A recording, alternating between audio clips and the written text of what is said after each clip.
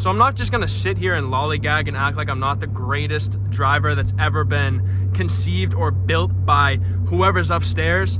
I might be top 5 of all time. It probably goes Schumacher. No. We're putting Hamilton, Schumacher, Matt Marauder, and then probably Verstappen or something as like top 5 drivers of all time. Maybe throw in a few rally drivers in there, but I mean, I only know F1 drivers, so that's like the best you're getting out of me. In this video, what we're gonna be going over is how I didn't need driving school and how my driving school especially was like an underground drug fucking cartel business, I think, because like it was in Everett, Massachusetts. Now, for those of you that don't know, Everett, Massachusetts is like the worst town in my surrounding area. There's a lot of crooked shit that goes on in Everett, Massachusetts, so that's where my driving school was. Now, my driving teacher was this old woman named Moren. I brushed up on her, pause, in an older video back when I was talking about getting pulled over. I did a little bit of a tidbit about Moren, my driving instructor. Now, what was Moren's deal? Let's put all her cards out on the table and let's expose her right now to you guys. So I'll describe her as if it was you meeting her for the first time. I'll describe her as if you're walking into her class. So you go to Everett, you risk getting shot. Like by the time you get to Everett, there'll be 3 bullet holes in your car. You'll have a flat tire, and your wallet will have been stolen at some point. So you go to this Everett City Square, and there's this little building called, we'll just call it Johnny's Auto School. I mean, it's this little hole-in-the-wall place. It has like the sign is just hand-drawn by some guy. Like, I don't know who the fuck did it, but it looks crooked as hell.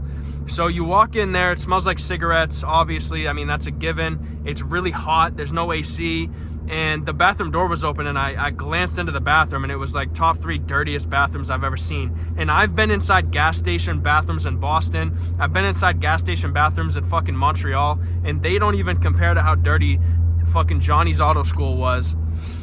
The bathroom situation was just, it was horrendous. And I'm one of those people that I only shit when I'm at home. I like to just shit at home. So like one time while I was doing the week of driving school, there was one class where I must have had something that didn't sit right with me beforehand, and man, I had to hold that shit in because I was not shitting in Johnny's Auto School. I waited till I got home to shit, and that might have not been the best idea. So you walk into Johnny's Auto School, and you go past the bathroom that's horrendous, you smell the cigarettes, and then you're greeted with the driving instructor, the driving teacher. Now this driving teacher, what was her name? Let's get some downshifts for you guys. Oh yeah, hear that? Hear that, boys? Okay, now let's try to, in the most respectful way possible, let's try to describe Moren, and it's gonna end up being disrespectful. I'd say she was about 5'8", 5'9"-ish, about 340 pounds, probably fasted in the morning when she wakes up. She's probably about 340.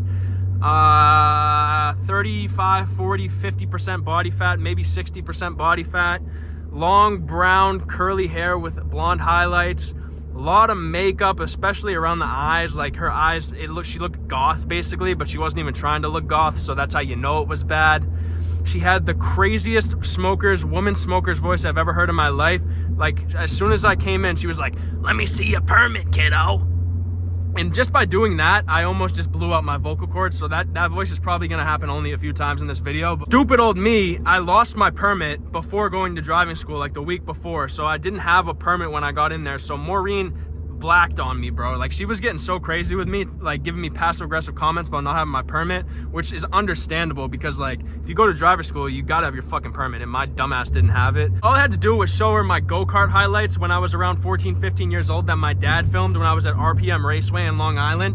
All I had to do was show her that, and she basically said, "Why are you even in this class? You shouldn't even, like, this, you're above this class. You're one of the greatest," clearly, but just by looking at your karting highlights at 14, your go-kart highlights, I could tell that you're just a level above, like you're Hamilton level. That's just what she said to me. Like, I'm not trying to brag or gloat, but like people say these things to me all the time. I'm not gonna lie about it and act like she didn't say that. Basically, she was just pissed that I didn't have the permit, rightfully so, but I was so immediately, because I was like, what?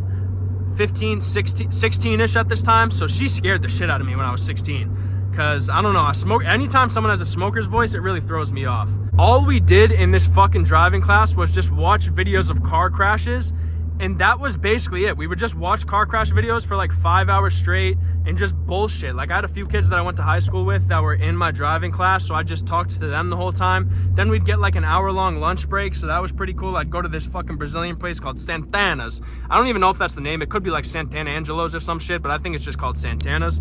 I would go there, I would eat some fucking crazy-ass Brazilian food, and then go back and then try not to shit my brains out in this fucking shitty-ass bathroom that was in Johnny's auto school.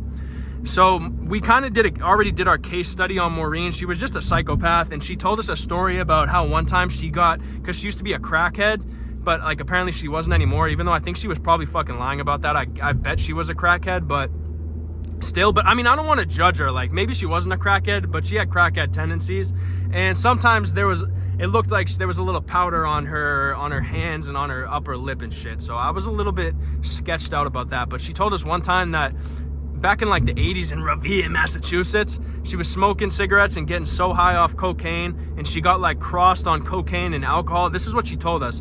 And she said she lit her boyfriend's house on fire in Revere, Mass. And if you know Massachusetts towns, you know that's right up Revere's alley. That's a Revere, Massachusetts ass story. So my driving instructor is somehow teaching kids how to drive, and she also has a past where she was a fucking pyromaniac and burned down houses. And I'm not even like making this like I'm not even exaggerating to you guys. This is true stories. I know it's a little hard to believe, but this is just how we get down in the Boston area. Shit like this that's just commonplace. And she let us cheat on the final. Like, she gave us the cheat sheets for the final, and then like the last 5 questions, she was like, all right, do the last 5 questions on your own, so then if anyone asks, you can say you did it and you're technically not lying. And there was still a motherfucker in the class that failed it. Like, he was like one of those people where he was like, I'm not gonna cheat, I'm gonna do it on my own. And then the motherfucker failed it and had to go back to the class. So that was Maureen, the lady that taught the class. But there was also another guy that worked there, and his name was Dan. And he was the guy that did like the in-car sit-down sessions with you. Like, Dan was the guy that would pick you up at like 6 o'clock in the morning to do 2 hours of driving and then 2 hours of watching some other fucking numbskull drive a car. Now, this guy Dan was an absolute fucking freakazoid. That's the best word I could use to describe this guy. Like I said, he was the guy that would sit in the car with you. And funny thing about Dan, the freakazoid, is that they wouldn't let him like do driving tests or like the hours that you need to accumulate to get your license. You need to like sit in the car and have in-car hours with a dude or a woman, whatever the fuck. But they wouldn't let this guy Dan do the training hours with women. He could only do it with men because he was such a fucking freakazoid. So basically, and his nickname was Sweaty Dan. No bullshit, that was his fucking nickname, was Sweaty Dan, and Maureen told us to call him Sweaty Dan. And obviously he was very pissed off about that because everyone was calling him Sweaty Dan, and he was just like, when they first introduced him, he came to the front of the class, and we did the case study on Maureen, the fucking crackhead, the crackhead that set a house on fire. Now let's do the case study on the freakazoid Sweaty Dan. So Sweaty Dan walks in, and this is the first impressions that I get. Now I'm sitting front row. I'm all the way, so there's about 1, 2, 3, 4, 5 rows, and then like 4 columns of seats. And I'm sitting right front left. So I'm right in the middle of the action. I'm right in front of Maureen's bitch ass. So I look to my right, and like Sweaty Dan just emerges from the fucking corner. Like, it was pretty fucking whimsical, I'm not gonna lie. But he comes up and he's like, what's up, I'm Dan. And then Maureen was like, call him Sweaty Dan. So the whole class called him Sweaty Dan, and he got like red in the face, and he was sweating, and he was wearing a blue shirt with like khakis on. Dude's paler than me. I'm a porcelain individual, but this motherfucker, like, I look like white parchment paper. This guy somehow trumped me and was even paler than I was. I didn't know it was possible. He looked like he lived in Alaska, like in the upper part of Alaska his entire life. Motherfucker was white as hell. White as my all white Nike Prestos that I be rocking, as you guys know. But he comes in, fat, white, bald, like the back. You know when you see a fat white person that's in their 50s and they turn around and the back of their head just looks like 15 hamburgers stacked on top of each other? That's what Sweaty Dan, the back of his head situation was looking like. So I wasn't fucking with that. He had big tits on him, and he had a big gut, and he was about 5'5". Short guy, very fat, very white.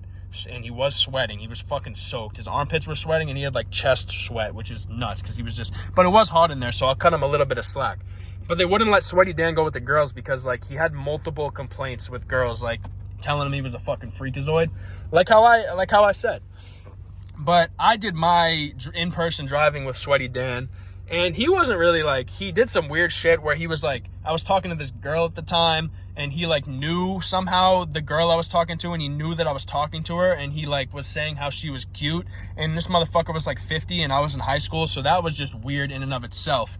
But also another thing about Sweaty Dan, right? So I did driving school when I was 16 years old. It was only a week of driving school in person, and then we had to do like a certain amount of hours. So I think it lasted like a month of the in-person hours where I was driving with the Freakazoid. And one time the motherfucker picked me up at 5:30 in the morning, which was absolutely nuts. So it might have been like, I don't know if it was 5:30 exact. I have it in my memories and you're gonna see it on screen, but way too early to be picking me up. So I was pissed about that. So I was not fucking with Sweaty Dan. And also, Sweaty Dan still hits my fucking lineup to this day. 2 days ago, the motherfucker sent me a hook to a meme, bro. You know that girl that's blowing up and she's talking about sucking dick? He sent me a meme about that. And he's been sending me, so I have never responded for the past, I'm 21 now, so for the past 5 years, he's been sending me shit after the driving school was over. Like, I wanted nothing to do with that school anymore, because even just being in there made me feel like a criminal. So I wanted nothing to do with that. So to this day, for the past 5 years, the motherfucker's been sending me creepy ass memes, bro. Like weird sexual memes. And this guy's like 50. And every single time I delete the message he sent me. He texts me, he DMs my shit on Instagram. He fucking found me on Facebook. He found me on the book. And he just every single time, like 4 or 5 times a month on any platform, this motherfucker, like if he finds this YouTube channel, I'm fucked. This motherfucker Sweaty Dan is gonna be in my fucking comments, bro. And I don't want that, bro. So yeah, so Sweaty Dan's like, I think he's stalking me. Like when he found out I bought the 86, because he was stalking my IG. When he found out I bought the 86, he basically fucking came in his pants. And he was saying he wanted to teach me how to drive stick. And I knew that was gonna lead to, trigger warning, some molestation, bro. The motherfucker was probably gonna try to touch my nipples and shit. Because if like I got some nice ass nipples on me, and if Sweaty Dan caught a glimpse of those, whoo, it would have been raps for me. So that's basically my driving school. Yeah, I think that's the video. I don't know what else to talk about. Sweaty Dan the Freakazoid. See you guys later.